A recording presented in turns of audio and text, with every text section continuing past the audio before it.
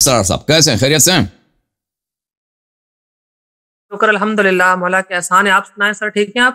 مولا تعالیٰ کا، اللہ تعالیٰ کا بڑا فضل و کرم ہے. کہاں سے کال فرمایا آپ نے؟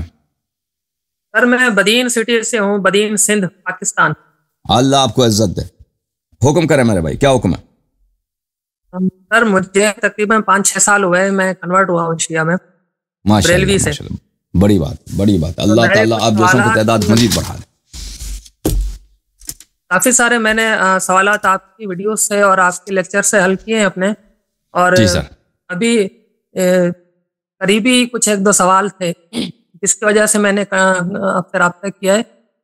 ایک تو سر، ایک ابھی اس محرم میں نے مقتل پڑھا ہے، ابھی مخنف، ٹھیک ہے، مخنف.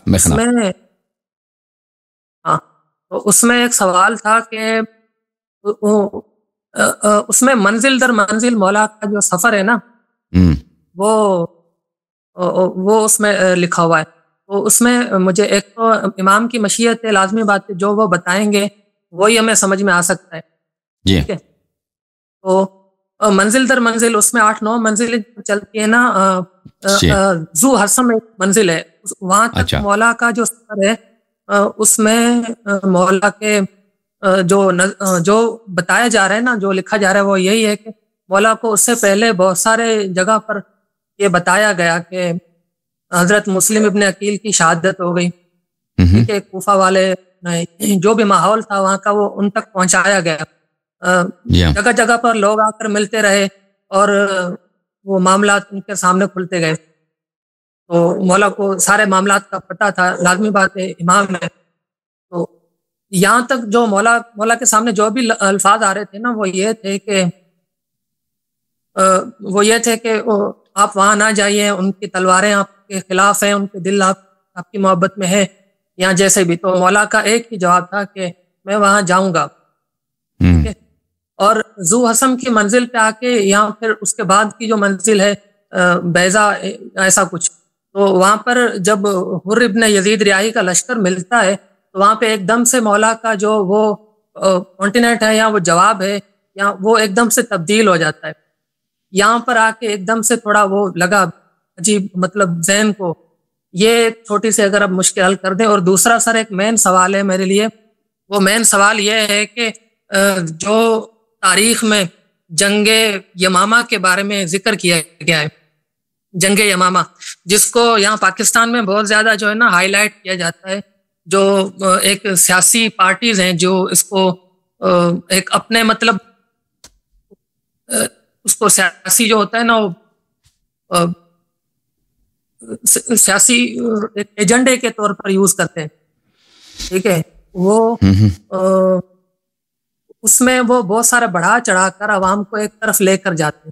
ایک تو مجھے آپ کا بہت زبردست جواب اس میں یہ ملا تھا کہ جہاں پر ام المومنین عائشہ کی عمر کے حوالے سے آپ سے سوال کیا گیا تھا انڈیا کے کسی شخص نے، تو آپ نے اسے بڑا بہترین جواب دیا تھا. وہ جواب آپ کا یہ تھا کہ جنہوں نے یہ جو ہندو یا ملحد قسم کے لوگ جو آپ صلی اللہ علیہ وسلم کی توہین کرتے ہیں، تو وہ اس عمر کو لے کر، اس ایج کو لے کر، اس نکاح والے معاملات کو لے کر، تو آپ نے بڑا بہترین جواب دیا تھا کہ اس کے ذمہ دار وہ لوگ ہیں. لیکن بھائی آپ ایک سوال کریں نا، آپ ایک سوال کریں، اس کا جواب لے لیں، پھر اگلا سوال کریں، ٹھیک ہے نا. اب عائشہ کی عمر کی طرف آ گئے، پہلے سوال سے اس کا کوئی تعلق ہی نہیں عائشہ کی عمر کا، ٹھیک ہے نا. ایک سوال آپ نے بات کی ہے، اس کا جواب لے لیں. دیکھیں، امام حسین علیہ السلام مدینے سے نکل گئے مکے کی طرف، مکے سے نکلے کوفے کی طرف. آپ کا سوال یہ ہے کہ جب حر ابن یزید ریاحی کے لشکر سے آمنا سامنا ہوتا ہے، ان کا جواب بدل جاتا ہے. تو میں آپ کی بات سے اتفاق نہیں کرتا. اگر آپ میرے سیریز کو دیکھیں تو امام حسین علیہ السلام مدینے سے کس لیے نکلے؟ وہ ان کے کسی حدیث میں نہیں ہے کہ وہ یزید کے خلاف بغاوت کے لیے نکل رہے ہیں. وہ اپنی جان بچانے کے لیے نکل رہے ہیں. اور انہوں نے ان کا جو وصیت بھی ہے اس میں ہے کہ میں امر بالمعروف نہی عن المنکر کے لیے نکل رہا ہوں. اگر وہ کوئی میری بات کو نہ مانے، میرے امر بالمعروف نہی عن المنکر کو تسلیم نہ کرے، تو پھر میں صبر کروں گا. اور انہوں نے یہ ان کے متعدد احادیث میں نے دکھا دی کہ وہ جب گئے تھے مکہ، تو انہوں نے مکہ جانے سے پہلے یہی کہا تھا کہ اگر مجھے مکہ میں امن ملے تو میں وہیں رہوں گا، وہی میرا رہائش کا ہوگا، ٹھیک ہے نا، میں ادھر ہی رہائش پذیر ہو جاؤں گا.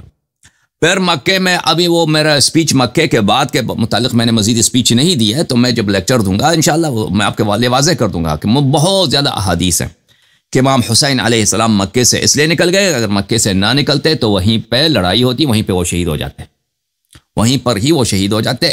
وہ نہیں چاہتے تھے کہ مکے میں لڑائی ہو اور مکے میں وہ شہید ہو جائیں، اور اس وقت دنیا میں واحد حصہ جہاں پہ وعدے دیے گئے تھے کہ ہم آپ کے ناصر ہیں، ہم آپ کے ماننے والے ہیں، وہ عراق اور کوفے کے لوگ تھے۔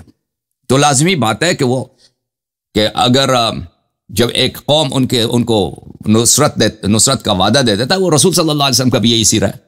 مکے میں جب ان کے حالات تنگ ہو گئے تھے تو ان کو مدینہ سے نصرت کی پیشکش ہوئی تھی، مدینہ منورہ سے نصرت کی آفر ہوئی تھی کہ ادھر اگر آپ آ جائیں۔ مدینے والوں نے کہا تھا کہ ہم آپ کو سپورٹ کریں گے، آپ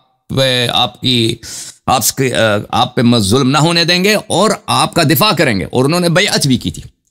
تو کوفے والوں نے بھی بالکل یہی امام حسین علیہ السلام کے ساتھ تکرار ہوا کہ مکے میں اگر رہتے وہ شہید ہو جاتے۔ کوفے والوں نے نصرت کی آفر دیا، تو اور وہ کئی بھی نہیں اور جگہ نہیں جا سکتے تھے، کیونکہ جہاں بھی جاتے وہاں پہ بنی امیہ کا حکومت تھا، اور وہ خود بھی کہہ رہے تھے کہ میں جہاں جاؤں یہ میرے دشمن ہیں، مجھے قتل کر دیں گے۔ تو وہ کوفے کی طرف چل پڑے، راستے میں ان کو خبر ملی کہ مسلم شہید ہو گئے۔ مسلم کی شہادت سے پہلے بھی وہ بار بار کہہ رہے تھے، ابھی میں آپ دکھاؤں گا جب میں اسپیچ کروں گا انشاءاللہ اس موضوع پر، کہ وہ مکے سے نکلتے وقت ہمیشہ وہ مختلف مراحل میں کہہ رہے تھے کہ میں شہید ہو جاؤں گا، ہم شہادت کی طرف جا رہے ہیں، ٹھیک ہے نا، یہ قافلہ شہادت کی طرف جا رہا ہے۔ اور لوگوں سے بھی انہوں نے بار بار اتمام حجت کیا، جو لوگ ان کے ساتھ مل گئے تھے، کہ جو شہید ہونا چاہتا ہے میرے ساتھ نکلے، میرے ساتھ آ جائے، انہوں نے ان سے بھی کہا تھا۔ اور جب مسلم کی شہادت کی خبر آئی تو انہوں نے کہا تھا کہ اب واپس چلتے ہیں۔ تو مسلم کے بیٹوں نے کہا تھا، مسلم کے بھائیوں نے کہا تھا کہ ہمارا عزیز شہید ہو گیا ہے اور ہم ان کا انتقام لینا چاہتے ہیں، ٹھیک ہے نا۔ اور پھر جب آگے چلے تھے، جب حر سے ان کی ملاقات ہوئی تھی، وہاں پہ 2 خطبے ہیں امام حسین علیہ السلام کا حر کے لشکر کے سامنے، ٹھیک ہے نا۔ ان سے بھی یہی کہا تھا کہ تم لوگوں نے مجھے دعوت دی ہے نصرت کی، اور آپ کی دعوت پہ میں آیا ہوں کوفے والوں کے، اگر تم نہیں چاہتے تو میں واپس چلا جاتا ہوں، ٹھیک ہے نا، واپس چلا جاتا ہوں۔ میں نہیں چاہتا یہاں پہ جنگ ہو، میں نہیں چاہتا کہ یہاں پہ لڑائی ہو اور بے گناہ خون یہاں پہ بہائے جائیں، اگر نہیں چاہتے تو میں واپس جاؤں۔ ایک یہ جو کہنا تھا امام حسین علیہ السلام کا اتمام حجت تھا، ایک طرح سے سامنے والوں سے، کہ تم نے مجھے دعوت دی ہے آنے کی، اور اب میں آیا ہوں تو میرے خلاف تمہیں چاہیے تھا یہ کہ میرے سپورٹ میں لشکر لے کے آؤ، تم میرے مقابل میں میرے دشمن کے لشکر میں شامل ہو کر مجھ سے لڑنے آئے ہو، ٹھیک ہے نا۔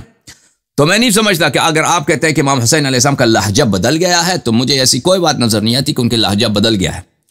یہ بہرحال امام حسین علیہ السلام کی جو شہادت ہے، ان کی شہادت سے بہت ناجائز اور غلط سیاسی فائدے اٹھائے جا رہے ہیں، اور غلط باتیں ان کی طرف منسوب کیا جا رہا ہے۔